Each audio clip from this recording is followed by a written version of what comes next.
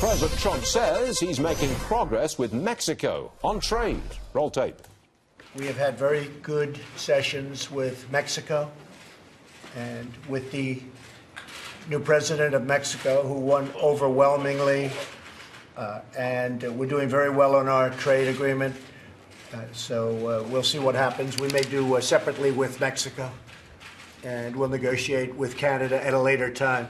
Well, there was a lot in there. Let's unpack it, shall we? Wall Street Journal columnist Mary Anastasia O'Grady is with you. You specialize in Mexico and Central America and Latin America, I think. I do. I lived in Mexico for a time. And you speak Spanish, I believe. Sí, señor. Okay, okay.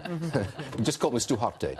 Okay, what's this about a bilateral deal, Mexico, the U.S.? Is that a possibility? Well, one thing I would stress is that to do a bilateral deal, you need two sides that agree.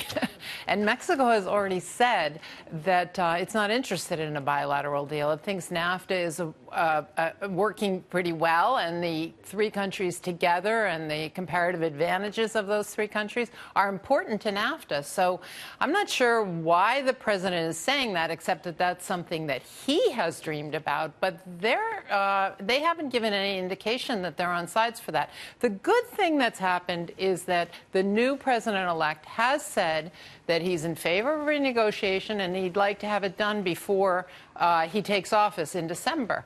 But, you know, President Trump can't just wave his hand and think that this is going to happen. I mean, Lighthizer, the USTR, has said all along that there are certain requirements for renegotiating NAFTA. I mean, the business community calls them poison pills. Things like we're going to ask that NAFTA sunset in 5 years unless it's renewed. Now, Mexico's not in favor of that. Canada's not in favor of that, and the U.S. business community and Republicans in Congress are not in favor of that. He would need all of those different parties to agree to that.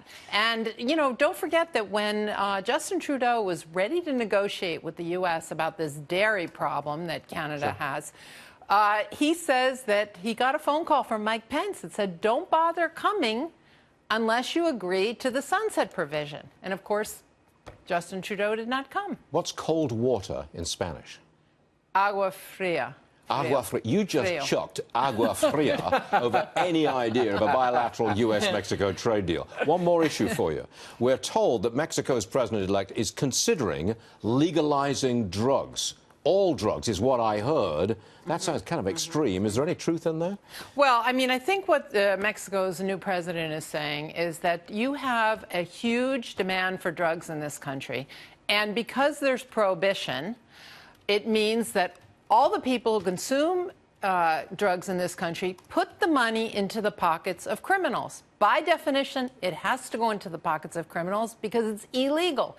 And this is what happened during alcohol prohibition in the United States. And eventually we said, you know what, there's too much demand for alcohol and we can't go forward like this. Now, alcoholism kills a lot of people, but the U.S. decided it's better to have it regulated because there's demand. And I think that's what López Obrador is getting at here. There are a lot of problems with it. I'm not suggesting that you can suddenly do it. Is it likely? I mean, is that a possibility in Mexico? I think what's likely is that they will legalize marijuana because we are state, you know, at the local level, we are legalizing marijuana little by little. I think it's going to happen here.